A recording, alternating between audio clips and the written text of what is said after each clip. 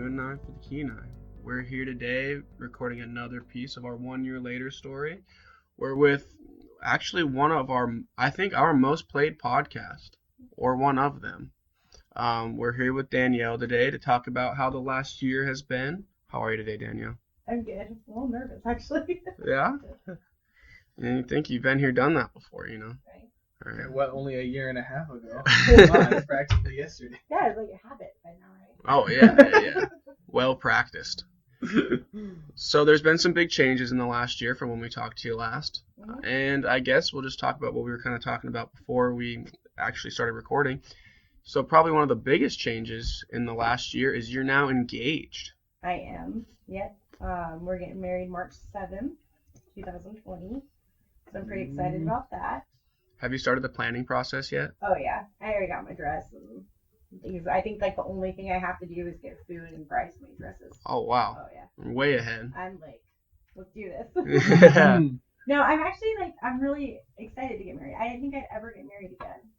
I was like very bitter about like just relationships and stuff, especially in the beginning of my recovery. I came from I was in a relationship for 11 years that was extremely abusive, physically, mentally, and emotionally. You know, I came out with 2 beautiful daughters, but it's been a lot of work being able to trust and be vulnerable and have a healthy relationship. Without all that, it's hard. But with all that, it just I don't know. It seems to just fit and work really well. Yeah. I don't know. How has the the planning process been stress-wise? Oh, not bad. Oh, really? Not at all. I'm just like Amazon everything. Yeah. I even ordered my dress online, and I got really lucky because it fit perfectly. And me and a nurse I work with measured me with a piece of string and a ruler. All right. So I was like, wow, we did awesome. That's super cool. Yeah, it was cool. So you think part of your recovery and kind of opening up yourself and understanding how you work has helped you see relationships in a more positive light? I know there's a lot of self-discovery that happens along with the 12-step program or stuff like that. What has your experience been with? You know, I was sitting there one day and I looked at Jake and I said, you know, even if nothing works out, I believe that God put you in my life to show me what a relationship can be like and to change my standards on what I believe I deserve in a relationship. Wow. You So know? he was a major part of kind of bringing that around. Yeah, absolutely. Absolutely. I just had a very dysfunctional idea of what a healthy relationship was, or any sort of kind of relationship, whether it's friends or a significant others, family, anything like that. But with the 12 steps and like living in this program and living by the principles that this program teaches you in all of your life, I mean, it's just I know it's changed every aspect of my life. Not just, I got sober, you know, like I just don't stick a needle in my arm anymore. Mm-hmm. Like that was like maybe my goal, my expectation when I first came in. I mean, really my expectation when I first came to treatment was like, maybe they'll just lock me up in a room and I won't be able to hurt nobody, you know? Won't be able to wreck my life anymore, won't be able to hurt nobody, my parents won't have to worry. And I've just gotten so much more than I could have ever possibly imagined. Absolutely. So you started, in the beginning you felt kind of like a destructive, uncontrollable force. Like you just didn't have a handle on yourself. Oh yeah. I was like, I explained it like it was like I had left my body and I could see myself doing all these things. I know that kind of sounds weird, but I could like see myself and I'd be screaming at myself to stop, don't do this, walk away, like in my head just fighting constantly.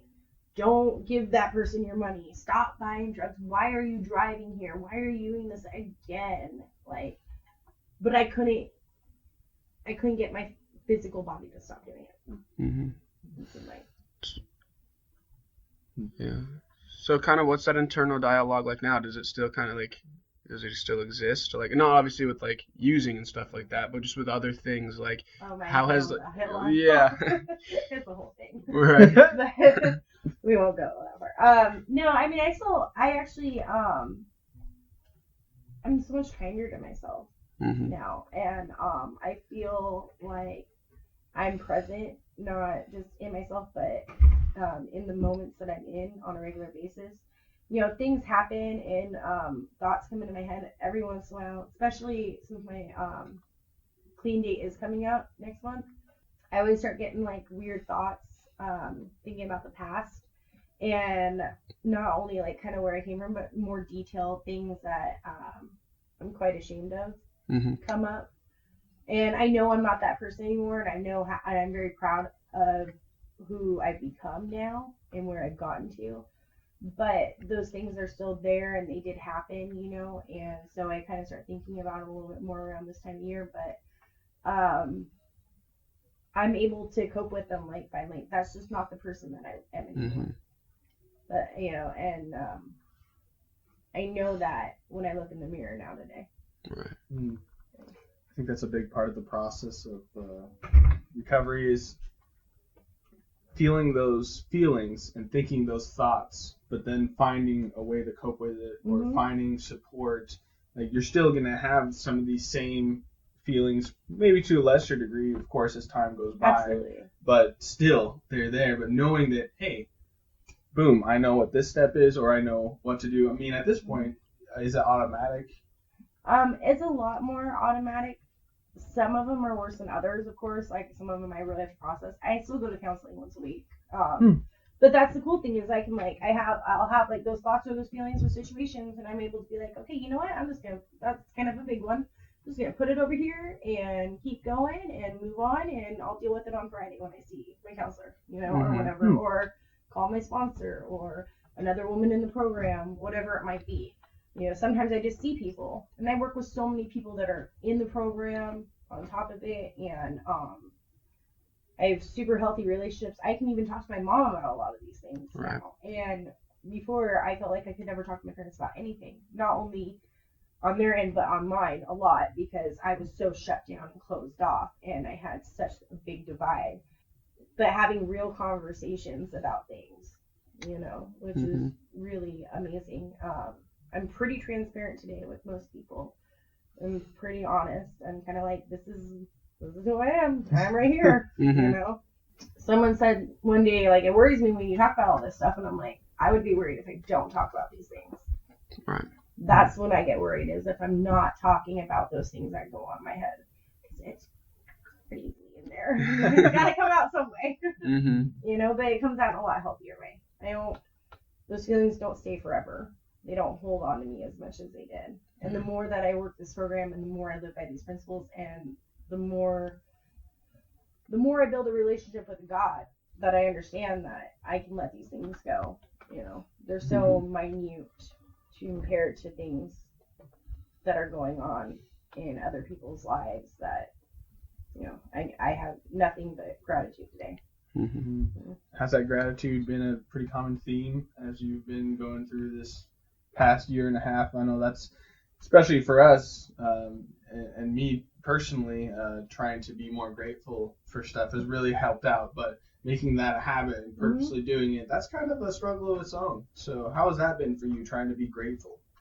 So my like natural state is like, I'm a bitter, hateful person. Like, I don't like people. I don't want to do anything. I'm not happy about anything unless it's my way. Like, that's my natural state, you know, and I have to ask God every day to keep my heart and my eyes and my ears open to whatever, you know, he wants me to be, and keep me from selfish, self-pity thinking. Because if I am ungrateful or bitter or angry or selfish or, you know, wham for me, you know, that leads down a very dark road.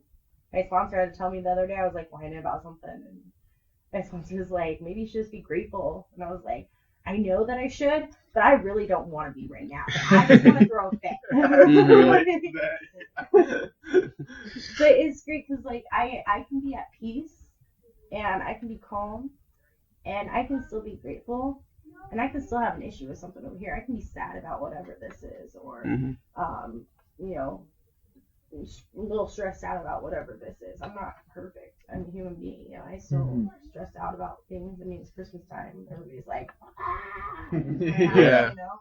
Especially when you have kids. Yeah. Like, yeah. so, you know, I got kids, and we got a new tree, and a dog, and a cat, and Christmas cards, and wedding invitations, and like now I'm like a real person who mails them in the mail to like relatives out of state, and things that I don't normally do. So yeah, it's just a lot of stuff. But even though like I have a lot of stuff going on, I'm grateful that I get to be a part of it today. Right. And I'm calm about it. Like, things are gonna work out if they work out, you know? Like, I'll make it to the mailbox, whatever. You know, if Cub Scouts will either get cupcakes or we'll pick up the fruit packer on the way there. Like, things work out today. There's no reason to be angry and mad or hateful anymore. I don't have a reason to be like that anymore. How did you develop that feeling that things are going to work out? Because that's what I was just thinking of. It's a lot of faith. Yeah. In the world around you. I don't know if it's a lot of faith in the world itself. I think it's just faith that I'm gonna be okay. You know, we have a third step promise, and it talks about having a new employer, all powerful, as long as we do His will. He'll provide everything we need. It's not exactly what it is, but it's close to that. Basically saying if we do what we're supposed to do, God will provide everything we need. And I will tell you, there is not one thing that I don't have. I mean, I have everything I could possibly imagine in my life. Emotionally, mentally, physically, you know, material things, relationships, everything. But it's like, so having trust and having faith, and this is what I really work on every day. And I think like this is one of my foundations, like one of my big foundation stones of my recovery is that I can say that, use Jake as an example, I can say that I trust him, right? But when he leaves the house, am I calling him? Where are you at? Who are you with? What are you doing? No. So I say that I trust you, but do I show it? Right? Like, same thing with God. Like, I can say that I trust God or, you know, I have faith in God, but unless I actually act upon that, so if I'm running around freaking out that nothing's going to work or running around be like, oh no, this is going to happen, I gotta fix it all right now, which one takes me out of the time that I have with whoever's around me, whether it's a sponsee, my children, a coworker. I'm in here in my head thinking about everything else that I have to fix instead of letting God have it, knowing that it will work out. And I've worked on that since day one. Guess not day one. Day one, I was really out of my mind. But since I worked on my third step, you know, a few months into my recovery, I believe that gratitude, trust, and faith are action words. I mean, I can say all I want to that I'm grateful, but how do I show that I'm grateful? You know, I'd be like, oh, I'm so grateful for my family, and then I'm on Facebook in my bedroom. Get out of my bedroom. Leave me alone. You know, if I'm grateful for my children, then I need to be there, present with my children. You know, same thing with my family. Same thing with my job. Same thing with my recovery. I can say that I trust and have faith in God, but unless I act like I have trust and faith in God, it doesn't matter. Right. You know? And at first it was really hard, and sometimes it gets a little hard. Like, I swear, like, sometimes God's just messing with me. He's like, wait until I get to that last little string. Like, there has been a moment or two where I was like, I'm going to run out of gas. I'm going to run out of gas on the side of the road. Like, it's going to happen. I got to go pick up the kids. I'm going to run out of gas on the side of the road. And, like, something just happens. Like, things just happen. It's crazy. You know? I don't know. I've never been stranded on the side of the road out of gas. I've never not had food to eat. I've never not had a warm place to sleep. And neither do my kids. You know? We have everything we could possibly want and more. I haven't been beat, hurt, outside, you know, nothing like that has happened to me since I've been in recovery. And it just proves, I don't know, for me, it just strengthens my trust in my faith. Mm-hmm. If that makes any sense at all. Absolutely. No, it does. I Yeah. rambled there for a few minutes. No, it's good stuff. It's definitely And I think that's a good segue, right? And you were just talking about, like picking up your kids. Like that's something you get to do now that you didn't get to do a year and a half ago. Yeah. Like you have them full time now, right? I do. I got full custody back November of 2018. So that Super was pretty cool. exciting. Like going to my last, and actually, interesting. I went to my last hearing where they released custody of me, and the lady from OCS was actually talking about this podcast. Oh, cool. Yeah, she was actually saying like how she listened to my podcast and you know how there's like some really cool things on there, and it just shows how people can overcome this. Mm-hmm. Yeah, and so the kids moved back in with me and Jake, and my small one just started kindergarten this year. The other one's in second grade, and we're in Cub Scouts. We did dance last year. Like we just get to do all sorts of things. Mm-hmm. I mean, Saturday we all went and had pancakes with Santa Claus, and yeah, tonight we have potluck with Cub Scouts, and then we have a Christmas party tomorrow, and then we got Christmas around the world on Friday. It's like cool. It's like, Dude, you're like one of those cool moms that like takes their kids to things. well, I like to. My kids love to do everything. Yeah. So, like, we can't. You're There's forced to only be a cool mom. 24 hours. Right. We can't do. I know that you wanted to do everything today, but we can't. We have to spread it out a little bit. All right. Oh, that's super cool. It's been really great, and I mean, I get to see a lot of women in my work and in recovery who come in and they are going through the same problems and stuff, and you know, it just helps. It helps show them that it's possible. Mm-hmm. You know, that there is hope.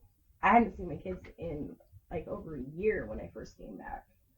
You know, I had no hope to see my children. That wasn't even on my list of things that like I said, walk me in a room for the rest of my life and I'd be good. Mm-hmm. I did not think that I'd ever be able to lead a normal life. Yeah. So, yeah, it's pretty great. That is incredible. When do you think that turned around for you? Like you started to feel like these opportunities were within your reach, you know, versus being locked in a room? I would say about after 6 months. It was like right around 6 months that whole idea of the other shoe dropping kind of started going away. Mm-hmm. Because for the first 6 months of my recovery, I was like, any day now, I'm gonna be like in a dope house and be like, nice job, Danielle, trying to be a normal person, but this is who you really are, you know. Mm-hmm. And that was around the same time that I did my steps 6 and 7 too. And that's what really, we'd always talk about the spiritual awakening. Like that's when I had mine. And it wasn't a burning bush or anything. It wasn't some big miracle. It was like, I worked those 2 steps. And for the first time, I looked on paper and saw myself. All the defects, all the assets, you know, all the good things, all the bad things, the things that I wanted to work on, you know, all the things I wanted to get rid of, and really finally ask God for the willingness to change me as a person. You know, I had surrendered to this disease. I knew in my heart that I was powerless over drugs. Like, I know that. No doubt in my mind. You know, but it was like the first real time where it was actually about changing who I was. And that's what's cool about this program is, like I said, it's not about just drinking or drugs. It's getting a new perception on life. And that's exactly what happened. Right around that point, it was like one day I woke up and I just kind of understood. I saw things differently. I saw my life differently. I saw myself differently. There were bad things. There were good things. But I knew that there were things that I could fix. Like there was a solution to those things. It wasn't just who I was. I wasn't just all this list of, you know, I wasn't just a thief and a liar and this and that. I wasn't all of those things. They were a part of me. You know, they became a huge part of me in my, you know, addiction. But I realized like I didn't have to be like that anymore, and there were things that I were able to fix. So it was like for the first time I saw a solution, like I saw light at the end of the tunnel.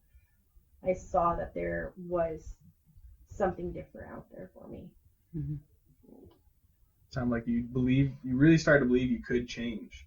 Yeah. I think that's one of the most toxic parts of being in addiction is you start to identify with it. It becomes who you are. Mm-hmm. And then if you believe that, it's almost like getting yourself away from it is betraying yourself or losing a part of you that is absolutely not a part of you. Like, I totally grieved. I grieved over the loss of drugs and alcohol. But I remember I had like a year clean, and I walked into my apartment, and the neighbors had like Sublime playing really loud. You could hear like the bottles clinking. You could smell the weed, and I was like, I got really jealous. Mm-hmm. You know, I was like, like, what the heck? Right. Why do they get to smoke weed and drink beer and just have a nice time and like nothing happens? Yeah. And I called my sponsor, and she's like, Danielle, normal people don't get jealous because they can't have a beer. That's touche. Yeah. Yeah, I got that. But yeah, I was like, I mean, I grieved for a long time, and I mean, sometimes I make jokes now, like we were going Christmas shopping, and I was like, man, Jake, remember when we were just drug addicts? Like, I make jokes every once in a while that like that, but I never want to go back to that. Right. It's really not who I am, and I did grieve it. And I think when I'm really not spiritually there or spiritually fit is when I do kind of get jealous or something. But you know, it's the program. Every day, my goal is to be as spiritually fit as possible, right? Mm-hmm. I'm a human. Like, things happen, or you know, sometimes I just have bad days. Like, that's okay. You know, so maybe those thoughts will go through my head, and not really about using. Like, if there were two things I was going to relapse on, it would be alcohol and weed. Mm-hmm. You know, especially now that like weed's legal and it's just everywhere. I drove by like freaking 5 weed stores on my way home, and I'm like, what? Where were you 3 years ago? What the hell? You know, I remember when it was like all quiet and shady. You know. Like, what is happening right now? But, you know, and I'm like, oh, you know, that would just be nice, you know, if, like, one day I was able to smoke some weed, but I know that I can't. Right. I know that I can't. And I know that usually I'm not quite, you know, maybe I'm super tired or running late, or the kids, you know, are, you know, the loves of my life, but they're also little psychopaths, so, you know, that. Things happen. Isn't there like an acronym for that, for these specific vulnerable scenarios where you might be tempted? I remember reading about it somewhere. I don't remember. There's like angry, tired. Halt, yes. Yeah, hungry, angry, lonely, tired. Yeah. And that's the thing. Like, I look at that stuff real quick and just be like, oh, I'm just tired, or you know, I'm probably hungry. I get cranky when I'm hungry. Hangry. Yeah. That happens. So, but yeah, you know, things happen, and that's not my go-to at all. Like, I don't go to the weed store. I don't find myself in the bar going, oh, should I not, and then leave. None of that's ever happened to me. I search through people's stuff at the detox center. I pick up drugs all the time. You know, I picked up full shots of heroin out of someone's coat before, you know, and never once have I been like, oh, man, get high. I don't want to get high anymore. My life is so good. I don't want to escape it anymore. Right. Yeah. Yeah. I think that's a huge thing. Yeah, I think we were kind of going down the same track there. Really, that was good. No, but because I think like that, like from a lot of the stuff we've heard and you know all the conversations we have, it is that escapism. You know, that is like so, like such the point. You know, of like using substances, and like that's just such a cool thing when you can see someone in recovery. Or just in general, that's like I don't. It's almost like I don't know. This sounds dumb, but it's it's like high on life, you know. Yeah.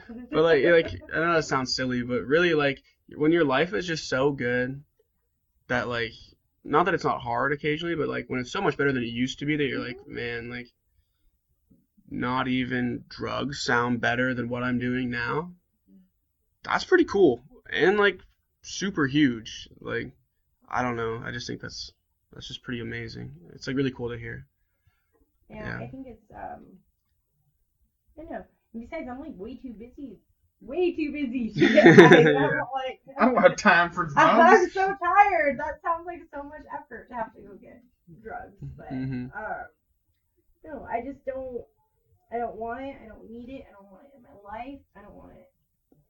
You know, I know. No matter how good it might sound or seem sometimes, either the weed or the beer or whatever it is, I know that it's almost like a trick. You know, I'm all like, you're not, nope, no, like, it's not happening. Yeah, I know that it's a trick, and I know it's that addictive part of my brain saying just do that. Like, that's a good idea. You know? And the only way I overpower that is with, you know, God in this program. Not today, Satan. Yeah. I don't like to say that. I would be like, the devil, because it sounds like I'm all like, you know, super religious or anything, because I'm not. But I'm very spiritual, and I do believe in God, and I do believe that the drugs, for me personally, took me to a place of what I would call a living hell. Right. Yeah.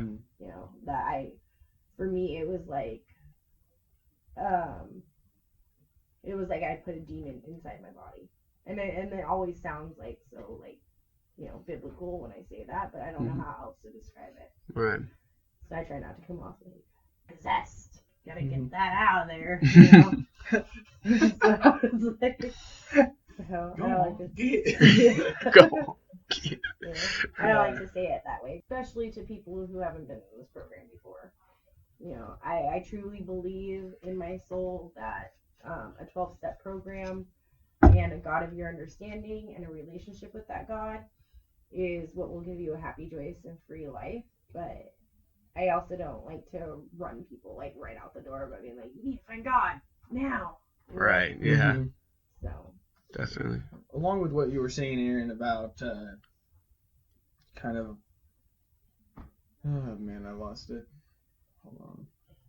You were saying like having your own life, kind of along that line. Oh yeah. Having a life that like you are so happy with that you don't need drugs to escape it. Yeah, exactly. So expanding on that, I believe that in addiction, you don't realize the price that you're paying. You don't see all the things that you're missing. You don't understand that you could have a family, that you could be celebrating Christmas, that you could have even the privilege of worrying about like which activity you're going to go to, you know. But once you are out of it, like you have been, you realize that in order to go back, you would have to lose everything. You would have to pay this price that you've never seen before. You didn't realize it could be this good, that even the struggles would be so worth it. So I think a lot of people don't get that kind of perspective. That's huge, of understanding what life is like without it. If you didn't numb out and you were completely in your life, you know, it has potential to be incredibly beautiful, but you can't see that. You can't see that stuck where you are, and all you see is the pain and the struggle around you, and you just don't want to be a part of it. But there's just a much better option. There are more options. There are ways to get out of it. And I mean, I remember talking to someone this past week. I was telling them about the podcast, and they're like, that's kind of cool, but I just don't think that people can do that. I don't think they can get out of it. You know, I think everyone will eventually go back, and then you got to listen to this podcast then, because these people have changed their lives completely. And I believe firmly that there is a point that you can get to where you don't go back, like you're talking about. You're dealing with what used to control your life. It's literally in your hands. You're taking it out of these, you know, jackets or whatever, and you don't have the desire, because you have the desire for life. You don't have the desire for escape. So it's not even a pull, which, I mean, some people probably wouldn't even believe you. They're like, nah, you're probably just like, oh man, I don't want to give this up. No, you're over it. But that just is mind blowing, really. I think I think one thing that I remember probably more that is more useful to me on a daily basis is that I'm just as close and easy and capable of getting high right now as someone who has one day. Mm-hmm. Like, seriously, I could leave here and be high in 10 minutes. Probably easier than on my first day out of treatment. Like, now I have a car, I have money, people trust me, like, I don't overthink anything, you know? Like, I could probably do that for a while. But that's what I remember all the time, is that I am just as close in this moment to my next drink or my next drug as I was on day one. Mm-hmm. Or as so-and-so is at day 30 or whatever. You know, like, I'm really excited that I have 3 years. I mean, I'm ecstatic. Let me tell you. Like, my birthday's coming up, and I'm really excited about it. I can be all humble and yeah. Because I never thought people could do this. I didn't. And especially, I never thought I could do this. You know, and all the things I have in my life on top of it, like, I just figured, you know, if I did have a life, it would just, you know, be me with, like, cats, and I don't even like cats, but I just be the crazy cat lady that I like them, you know. But I have, like, this real life, and I never thought that people could do this, and so I have to remember that each day, I mean, that's all I have. Every moment is all I have. You know, I'm just as capable of getting high today as I was on day one. Mm-hmm. I have more things. I have more things to lose, material-wise, emotionally, you know, all these things that I've worked on within inside myself. And it's not just, yeah, I have my kids back. I have a house now. I'm getting married. Like, I have healthy relationships. I have this great job. You know, those things are absolutely amazing. And I'm grateful for them every day. You know, God has given them to me, and just overwhelming with joy. But I have done so much work internally that's stuff that I don't want to give up. Mm-hmm. I don't want to give that away. I have worked so, it's gonna make me cry.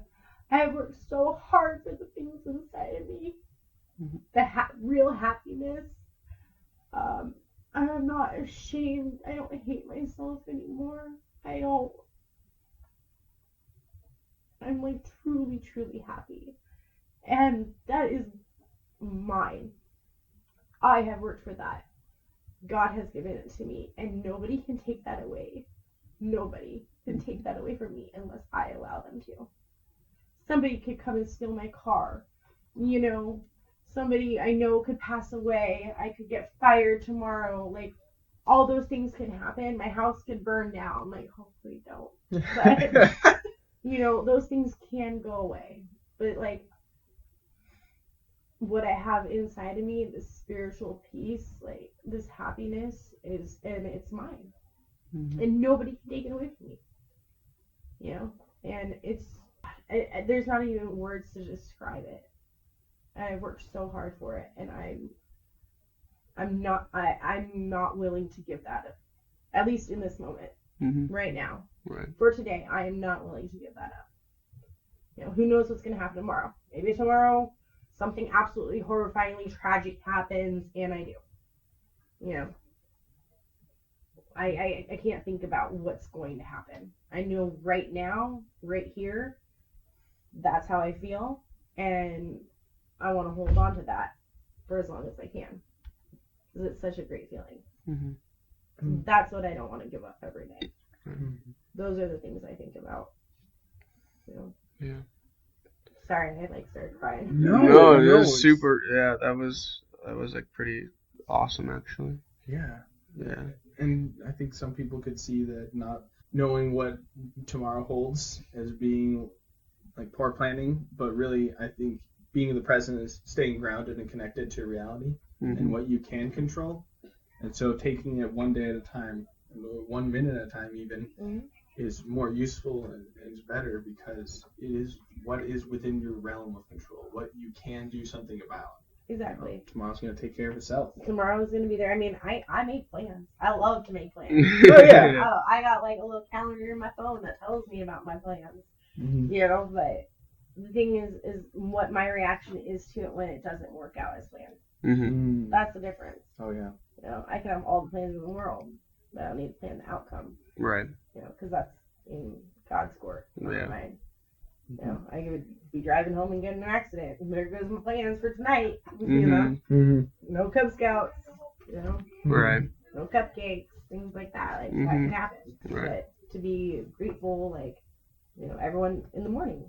In the morning, I drop off my kids. I'm on my way to work, and I'm in the car by myself. And the one thing I do every morning is thank God that everyone just made it where they were supposed to be. Mm-hmm. You know, it's 8:00 in the morning. We've made it this far. Thank you. Yeah. Thank you for us making it this far. Yeah. You know, let's make it the rest of the way to work. You know? Mm-hmm. Then I leave work and I do the same thing, and then I get home and I'm like, thank you for letting us get home. You know, Right. we live in Nikiski, so there was just another accident right by my house, and then there was that really bad accident a mile from my house, right on the highway. You know, so I'm just like, hey, I'm happy we made it wherever it is we're going. Yeah, definitely.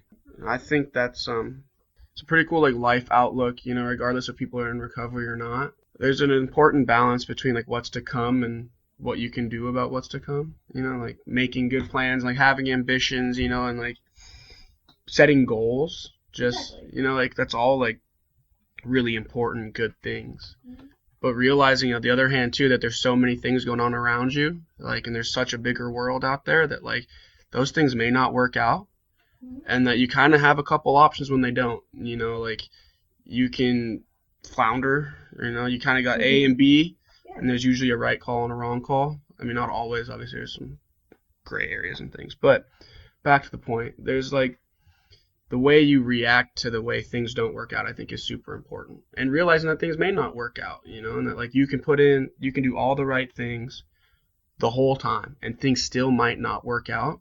But that, like you said earlier, like you're going to be okay, and that it's going to be possible to, you know, to not go back to where you came from and keep moving on and make new plans, set new goals, and just go at it again. With the supports around you, get yourself back up and kind of just keep going and doing what you can when you can. That's what's super amazing about this program also is like, even if I can't see it, I have friends around me who can see what's going on, Mm-hmm. you know? Or if there is something that I truly cannot handle, like a very traumatic thing, and I can't handle it, like they are able to help pick up Mm-hmm. me and carry me through whatever that is.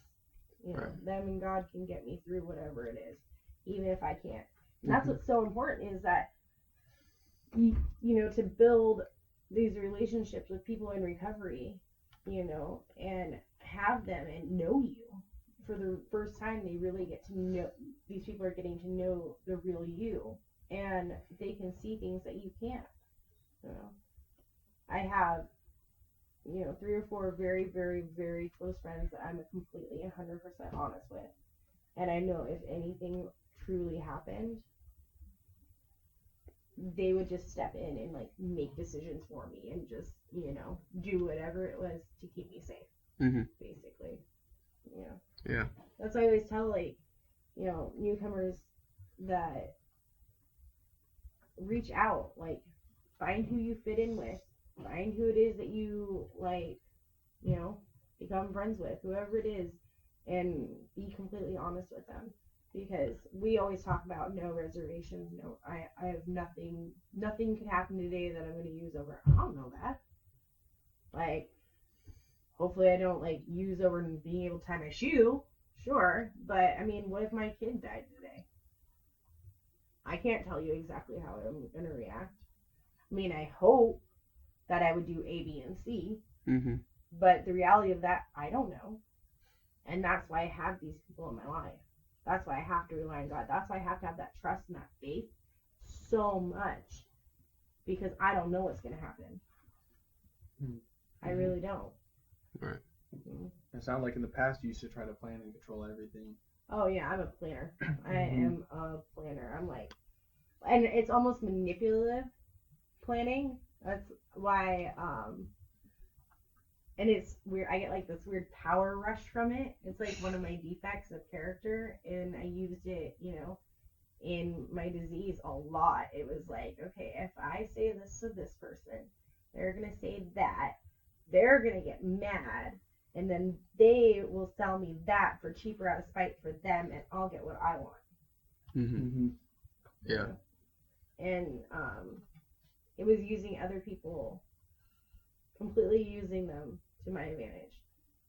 So now today, like, I try to set an alarm on my phone to plan, things so I don't forget, like kids' Christmas parties and things like that, But for the most part, I really try. I know that what people are going to do is what people are going to do.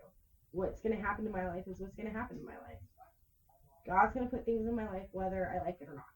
Mm-hmm. Some are going to be bad, some are going to be good. But I have to remember that whatever it is, I have enough faith that I'm going to be okay. Mm-hmm. And my kids are going to be okay. Jake's going to be okay. My family's going to be okay. I have to truly believe that. The friends and the supports you're talking about, you've made through recovery, right? And I guess my question is kind of just, if you could like kind of remember back to like into your addiction, and then like now, the friends you carried then and the friends you carried now, like obviously there's a total difference, but like what's that feeling like picking up your phone and you're like scrolling through like, oh, this person's my friend and this person's my friend, just kind of like this person's my friend because, and this person's my friend because, you know what I mean, like because one's obviously really good and one's obviously not as awesome. Mm-hmm. And what is that like? Is that kind of a cool experience? Kind of, I don't know if you ever like step back and think about that. Like kind of a freeing experience. I'm a pretty realistic person, so even in my addiction, I knew those people weren't my friends. Yeah. Like if someone stole from me, I was like, well, that's my fault. Like I expected an addict not to be an addict, really. Right. No. I let them in my house, like. So I always knew, and I used them just as much as they used me. Mm-hmm. But I never actually had real friends my entire life. Like I didn't even know what that looked like. I knew what it wasn't. Mm-hmm. Like kind of, like my mother showed me what I didn't want to be. I didn't know really what it was to be a healthy mom. But I knew what I didn't want to do. Mm-hmm. But now it's like, I think like God has given me so many people that carry so many different things to my life that I can go to them for whatever it is. I don't expect one person to meet all my needs. Mm-hmm. I don't expect my one friend or expect Jake to meet every single one of my needs, Like, there's some things that he's good at. There's some things that she's good at. There's some things that person is not good at. Mm-hmm. But every person that I consider my friend, that I actually talk to, it's not like very surface level, just, hey, how's it going, blah, blah, blah, did you know this, such and such. Mm-hmm. It's real conversation. It's not just about me either, on their end too. Mm-hmm. We have things going on in our lives, or we just need to vent, or I'm just upset about whatever, that it might seem stupid to somebody else, but to me, right in this moment, it's a big deal. Mm-hmm. And I know that they'll be there if I need them. That's the cool thing. That is super cool. Yeah. And so a year and a half later, we're just gonna segue here, I guess, but so a year and a half later, you're still plugged into meetings and things, right? Yeah, I get to do groups. I actually went to RADAC for 3 weeks, and I got my clinical technician license. Nice. And I have one more class to do, and I'll have my behavioral health technician license too, so that's cool. Which was a huge thing. Like, I left for 3 weeks and like went to a school that was good. And I don't know. I never pictured myself being a counselor. I know a lot of people get clean and they like go into that field, or that's what they think they want to do a lot. I was like, I'm not a counselor. Nobody's gonna want to talk to me. I'm too mean to be a counselor. I don't have enough compassion. But I don't know, one thing just kind of led to another, which led to another, and here I am. And it's really it's really neat, especially because I get to work at all the different facilities. You know, I get to deal with people who are in the detox stage, Mm-hmm. and you know, meet them on wherever they're at, whatever level they're at there. I get to come to outpatient and I get to talk to them, and you know, I did art therapy a couple weeks ago, and that was a lot of fun. And we get to talk about more in-depth recovery stuff, you know, about boundaries and things like that. And then I also get to go to the house and I get to see them when they're kind of in that middle stage of they're just trying to figure out what's going to work for them, what's not going to work for them. You know, they're really trying to get to that I'm actually powerless and surrender point, which is cool. You know, if they're jumping in or they have like 1 foot in, 1 foot out yet. And then I get to see them over in our transitional living center, you know, when they start getting jobs and, you know, people are getting their kids back and like these amazing things are happening. My friend just got a year and I'm just so happy for her. I'm so happy for her. We were in house together the first time, you know, and she went back out and I stayed sober, and I was really, really worried about her for a long time. And she just got a year, and I'm just so happy about that. You know? There's a lot of amazing things that we get to see in this program at meetings, at Serenity House, at the outpatient, at the detox center. You know, I get to see people in so many different stages of their life, and it just makes me so grateful to be a part of that, a part of watching other people grow. And I've grown so much, just like even at this job. I think this job like has definitely helped me work on being more empathetic and compassionate, you know, and having more of an open mind about how people get sober. You know, for me, I'm an addict, alcoholic through and through. For me, I know I am the real alcoholic, and a 12-step program and God is the only thing that's going to keep me sober. You know, but I have seen other people get sober different ways. You know, that doesn't work for me. Doesn't really work for a lot of people that I am around that have tried a lot of different things. But you know, there's so many options now. There are so many different things. There's always an option. There's always something else to try. Always. And I really try to tell that to my clients. Like, there's always something else we can do. If this did not work, there's always something else we can add. We can take away. We can do anything we need to do. There's no reason that not everybody can get clean and sober today. There's so many great things, whether it's God or church or a 12-step program or medical wise, you know, therapy, whatever. Like, there's just so many things that are offered in this community that there's just no reason not everybody can get sober. Nobody has to die anymore with this disease. You know, I was in house with 14 people when I was in treatment. 3 of us got a year. 1 relapsed. The other one just passed away last week. I had a year. Another boy that I was in there with passed away last year. And the other girl got a year. Took her 3 years to get a year. So, and I was in there with 14 people. 2 are dead. 1 has a year just now. You know, there's no reason why all those people can't be here. And I have to remember that, you know, God has a plan for everybody. You know, and, you know, maybe this life was just too much to handle for some people. Maybe, you know, there's just too much pain and too much burden to bear. I don't know. I see a lot of bad things, but I also get to see a lot of good things. And I have to remember all the good things that can happen to people. That get to happen to me. You know? There's just, I don't think people know that there's so many resources out there anymore. And so I think like things like this and Change for the Kenai and all that stuff I mean, it's so awesome. I didn't even know there was a treatment center in our town. I've lived here my whole life. Mm-hmm. I've lived here my whole life, and I had no idea that we had a treatment center here. Let alone how many treatment centers we have in the state. Mm-hmm. If this doesn't work for you, there's plenty of options. Mm-hmm. You know, and that's just what I try to tell people who are getting clean. That there is a path that will work for you. There is a path that will work for you. We just have to find it, Mm-hmm. and sometimes that takes a minute. Yeah. So, but it's really